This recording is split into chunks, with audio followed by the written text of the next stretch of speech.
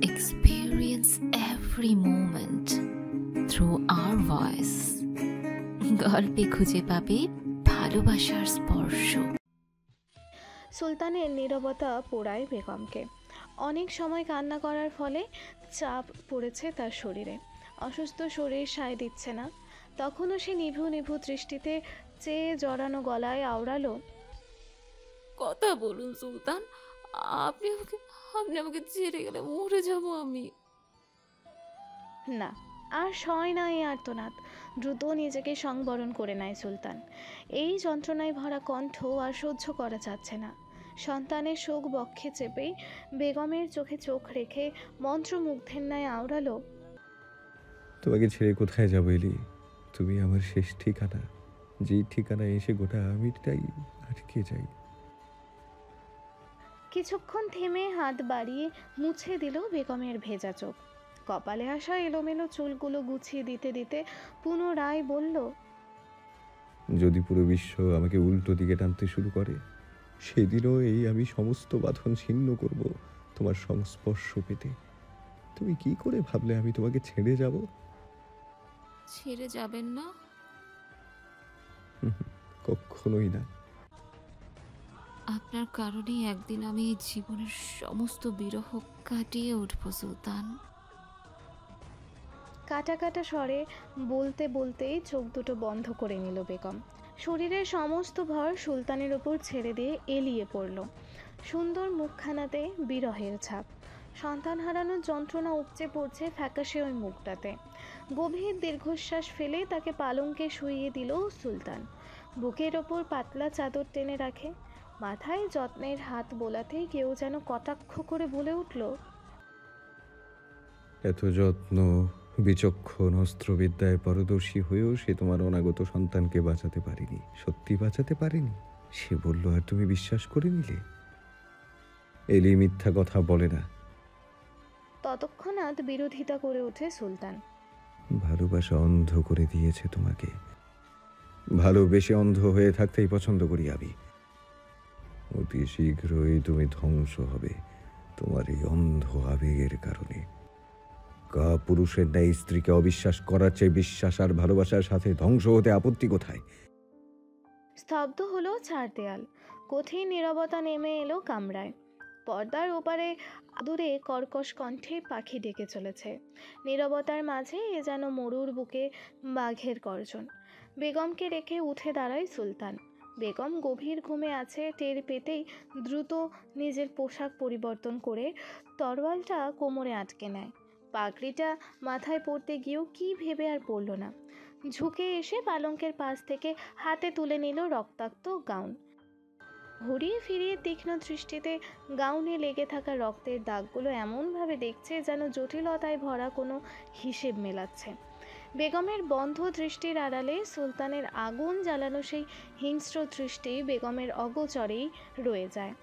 হাত মুষ্টিবদ্ধ করে গাউনটা নিয়েই কামরা ছেড়ে বেরিয়ে যায়। কামরার বাইরেই দেখা মিলল মাহতাবের। সুলতানকে দেখে মাথা ঝুঁকিয়ে সম্মান প্রদর্শন করে। এগিয়ে আসে বীরের ন্যায়।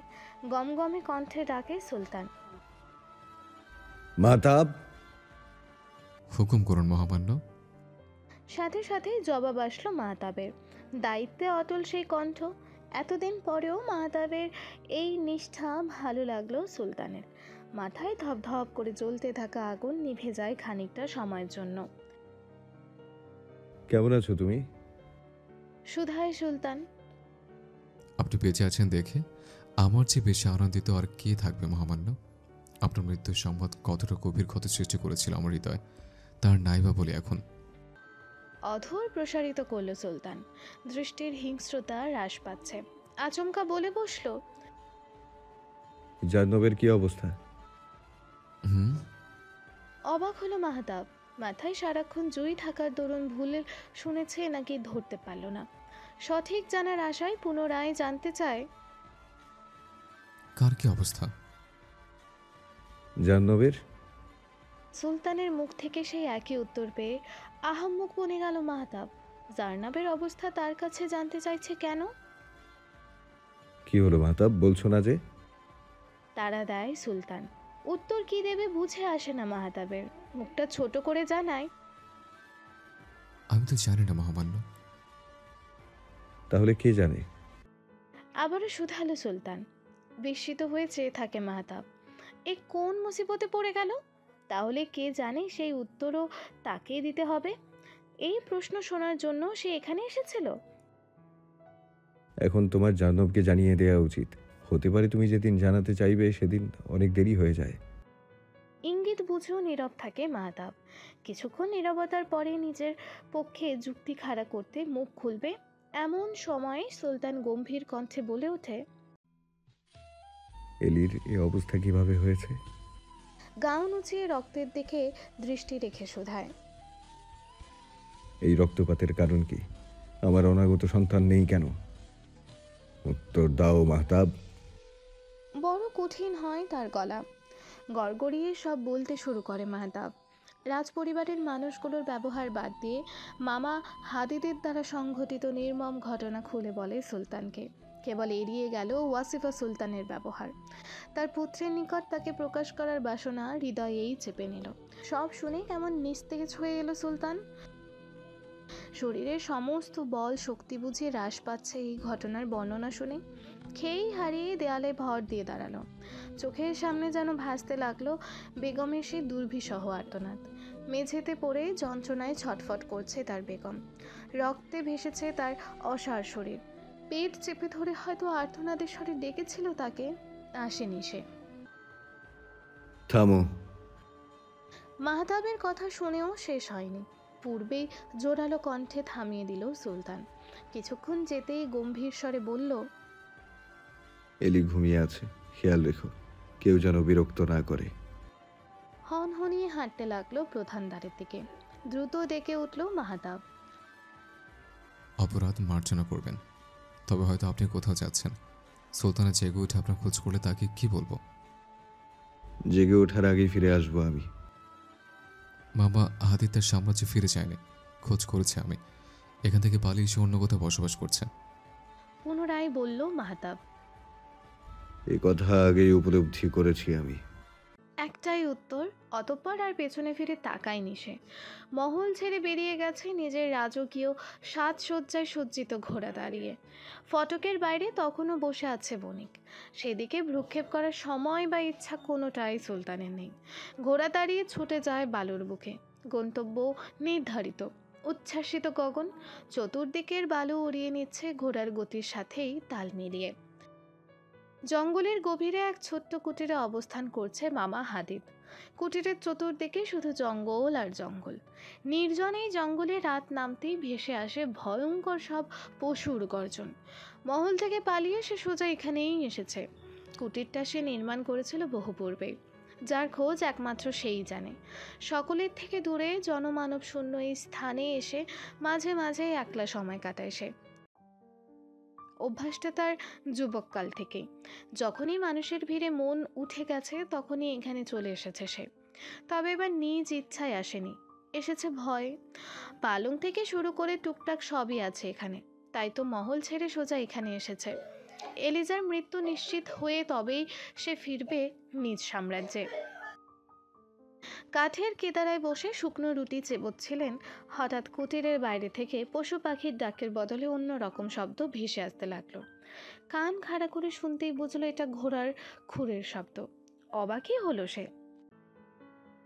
এখানে আবার কে আসবে?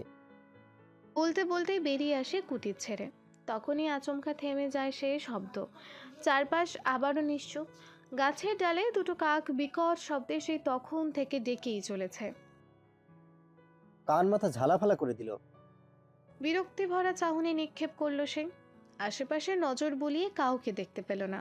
হয়তো মনের ভুল, ভয়ের কারণে এসব ভ্রম হচ্ছে। গাছের দিকে এগিয়ে গিয়ে জোরালো গলায় বলল, হুস হুস যা। কাক দুটো আরো জোরে জোরে ডাকতে আরম্ভ করেছে। বিরক্তিতে মাটি থেকে ঢিল তুলে ছুঁড়ে মারবে এমন সময় মাটিতে শুকনো পাতার ওপর মর্মর শব্দ শুনতে পায়। কারোর হেঁটে আসার শব্দ। মর্মর শব্দটা ধীরে ধীরে তার দিকেই এগিয়ে আসছে। তড়িৎ বেগে ঘুরে তাকালো সে। মুহূর্তেই কানে এলো, মামা। এই ডাক আগেও অনেকবার শুনেছে সে। তবে এবারের মতো এত ভয়ঙ্কর থাকেনি কোনো কালে। হতভম্ব সে নিমিষেই পিছিয়ে গেল কয়েক পা, বিস্মিত নয়নে চেয়ে বলল, শাহজাইন, পেছাতে পেছাতে কাপা স্বরে আওড়ালো, তুমি এখানে?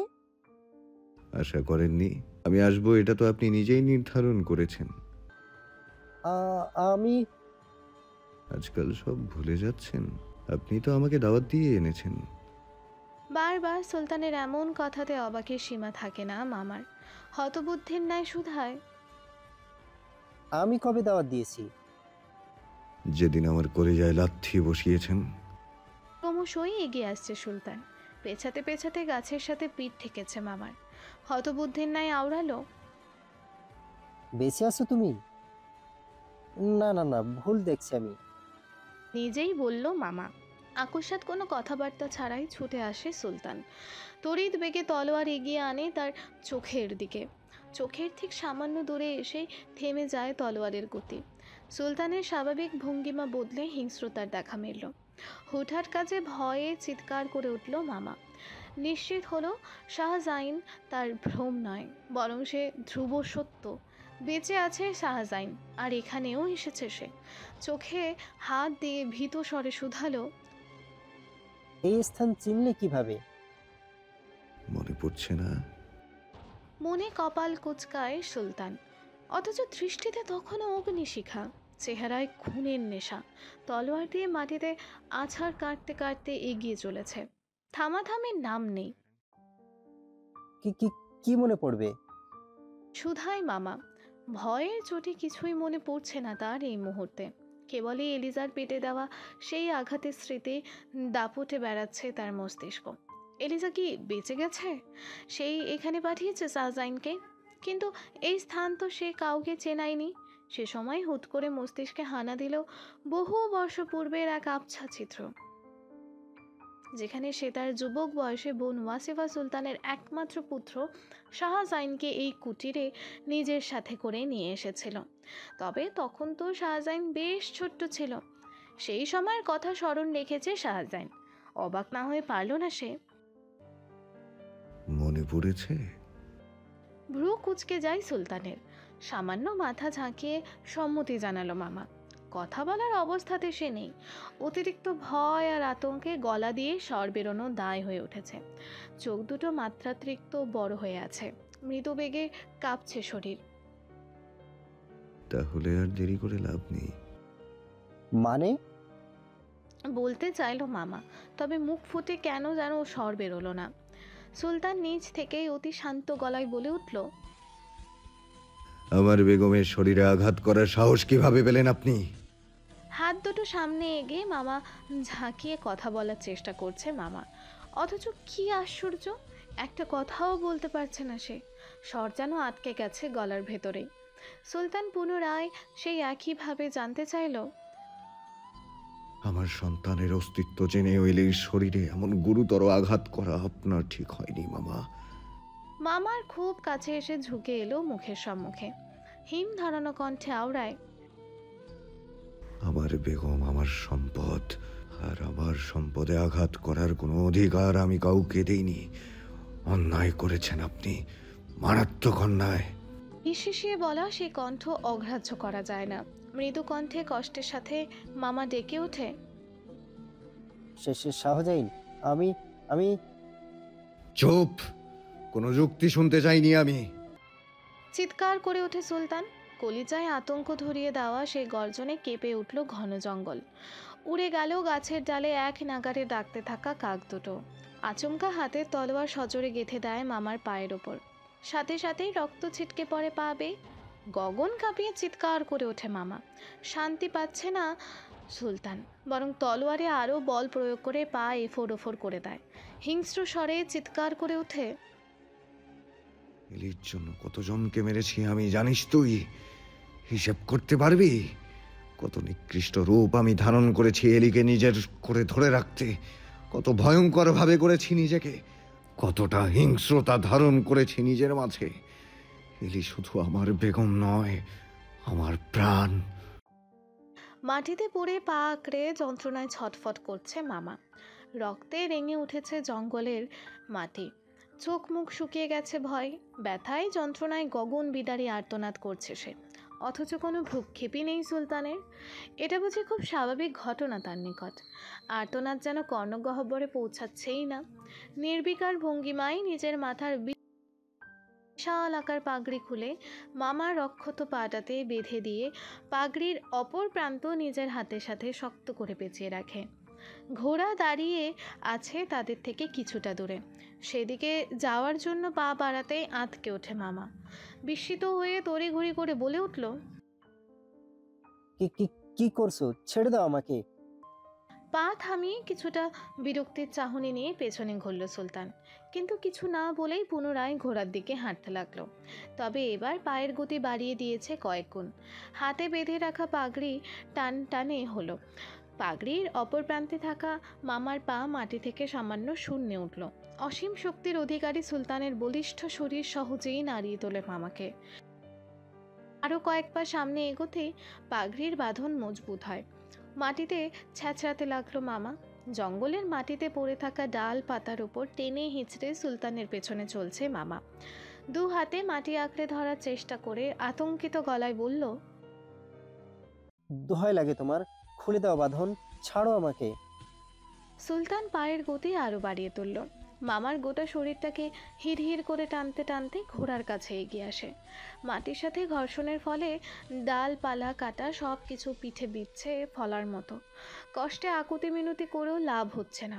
অবশেষে উপায় না পেয়ে সুলতানকে আবেগপ্রবণ করে তুলতে চায় মামা। ভেজা গলায় আবেগী স্বরে বলে, পাষাণ হয়ে গেছো তুমি।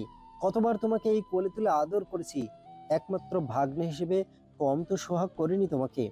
আজ আমার একটা মাত্র ভুলের কারণে সবকিছু মূল্যহীন হয়ে গেছে তোমার নিকট।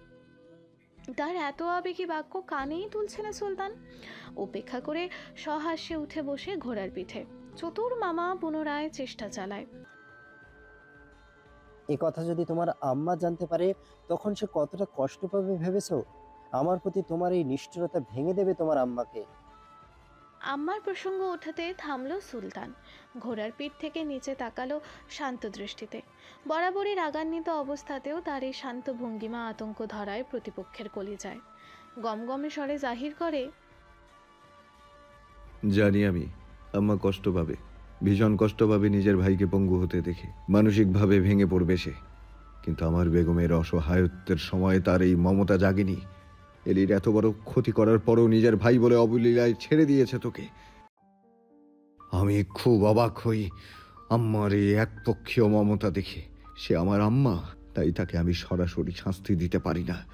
নিজের ভাইয়ের এই চিরপঙ্গুত্বই হবে তার শাস্তি, তার মানসিক অশান্তির কারণ। হতভম্ব হলো মামা। তার আবেগী বাক্য যে উল্টো তার উপরেই ভারী হয়ে পড়বে সে কথা ভাবতেও পারেনি। আচমকা ঘোড়া দাঁড়িয়ে ছুটতে আরম্ভ করে সুলতান। হাতে তখনও পাগড়ির এক প্রান্ত চেপে ধরে আছে শক্ত করে। তীব্র বেগে শরীর ঝাঁকুনি দিয়ে ওঠে মামার। চলন্ত ঘোড়ার গতির সাথে সাথে মাটিতে উল্টে পাল্টে পড়ছে সে। আঁচড় লাগছে ডালপালার। মাটির সাথে তুখোর সংঘর্ষে পোশাক ছিঁড়ে ছিন্নভিন্ন হচ্ছে, শরীর ছেড়ে রক্তাক্ত হচ্ছে। চোখে মুখে ভয়ানক কষ্ট ছড়িয়ে পড়ল। চতুর্দিক হাহাকার করে উঠল তার কঠিন দুর্দশার খবর পেয়ে। জখম পাটাতে সুলতান এতটাই বাজেভাবে প্রহার করেছে যে তা এখন কোনো মতে শরীরের সাথে ঝুলে রয়েছে। যে কোনো সময় এই তুমুল টানা হেঁচড়ার মাঝে ছিঁড়ে পড়বে শরীর থেকে। চিরতরে পঙ্গু হবে মামা।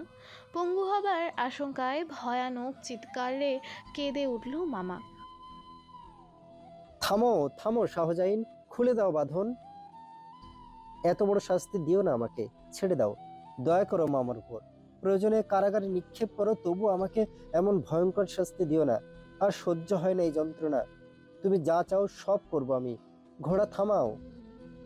পিঠের ভেতর খেজুর কাটা ঢুকতেই ব্যথাকে কয়েক গুণ বাড়িয়ে দেয়। তারা জঙ্গলের এমন এক স্থান অতিক্রম করছে যেখানে অহরহ খেজুর গাছের সারি। কাটায় ভরপুর সেই ভূমি। মামার গগন বিদারী চিৎকারে কর্ণপাত করে না সুলতান, বরং ঘোড়া দাঁড়িয়ে সেই স্থান অতিক্রম করলো। আকুতি করে মামা, ছেড়ে দাও, ছেড়ে দাও, দয়া করে রহম করো, থামো। কিছু সময়ের ব্যবধানে শরীরের রক্তে মাটি ভিজতে শুরু করলো। রক্তপাত বেড়ে গেলেও মায়া হলো না সুলতানের। সে যেন নিষ্ঠুরতার চরমে পৌঁছেছে। মামার বারংবার করা মিনতি নিমিষেই পায়ে ঠেলে এগিয়ে যায় নিজ মহলের দিকে। হুট করে সুলতানের মহল ছেড়ে বেরোনোর সংবাদে ভয় ধরেছে ওয়াসিফা সুলতানের হৃদয়। পুত্র যে তার ভয়ঙ্কর রেগে আছে তা বুঝতে আর বাকি নেই। এলিজার অবস্থা দেখে মাথা বিগড়ে যাবারই কথা, কিন্তু এ সময় কোথায় গেছে?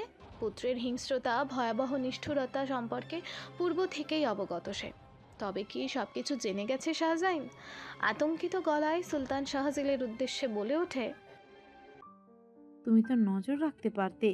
এই তো এলো, এক্ষুনি আবার কোথায় চলে গেল? আমি কেন খোঁজ রাখতে যাব? ভুল তুমি আর তোমার ভাই করেছো, আমাকে মাঝে আনবে না, খবরদার। ঝাঁঝালো উত্তর সুলতান শাহজিলের। দাঁত কিরমির করে ওঠে ওয়াসিফা সুলতান। এই স্বার্থপর লোকটা কখনোই তার সঙ্গ দেয়নি। অতীতেও সবসময় তাকে মাঝপথে দিশেহারা অবস্থায় ফেলে গেছে, অথচ সে তার জন্য গোটা এই সাম্রাজ্যের ভার নিজের কাঁধে নিয়েছে। এমনকি শুধুমাত্র এই লোকটার কথাতে ভয়ঙ্কর এক খুনিকে হত্যা করার বদলে কাল কুঠুরিতে লুকিয়ে বাঁচিয়ে রেখেছে সকলের অগোচরে।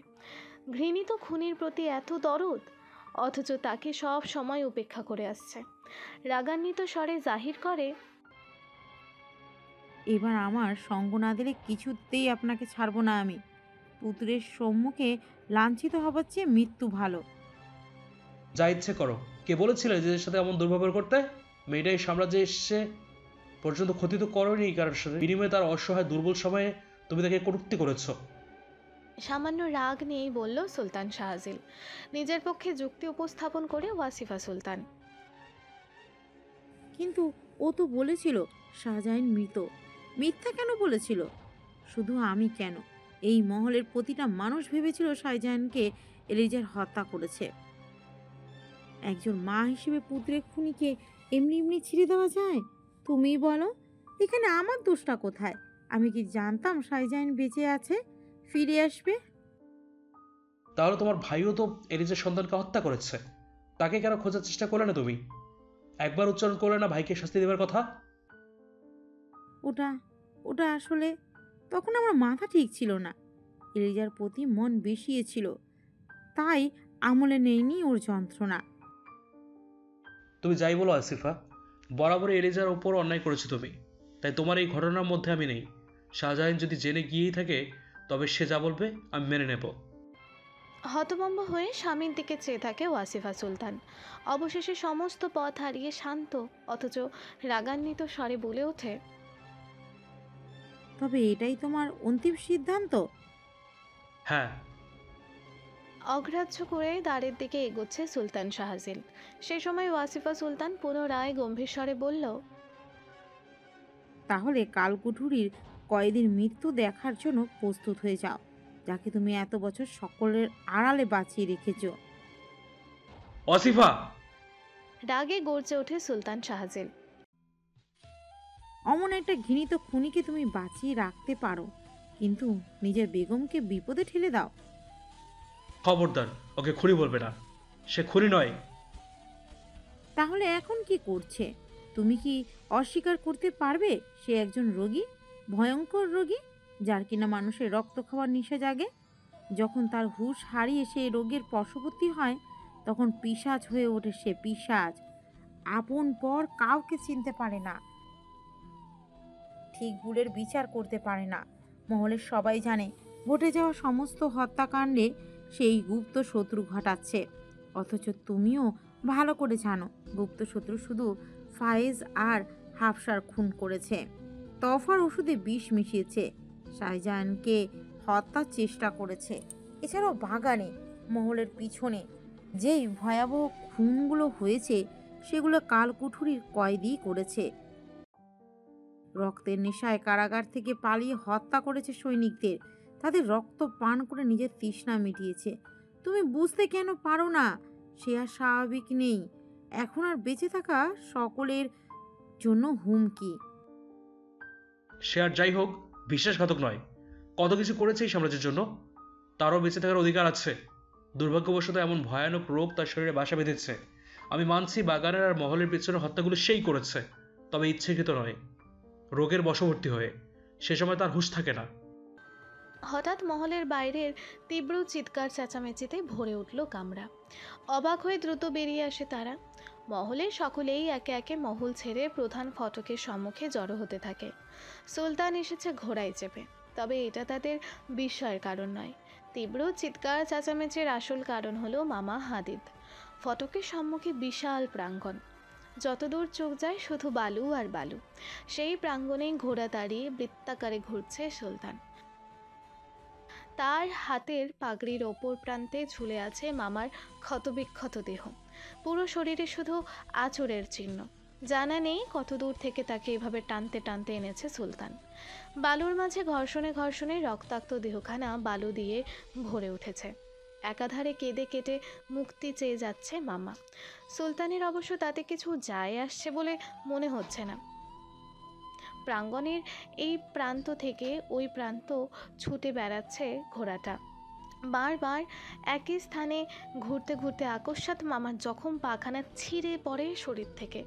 আচমকা এমন ভয়াবহ কাণ্ডে চোখ বন্ধ করে নেয় উপস্থিত সকলে। আতঙ্কিত গলায় চিৎকার করে ওঠে ওয়াসিফা সুলতান।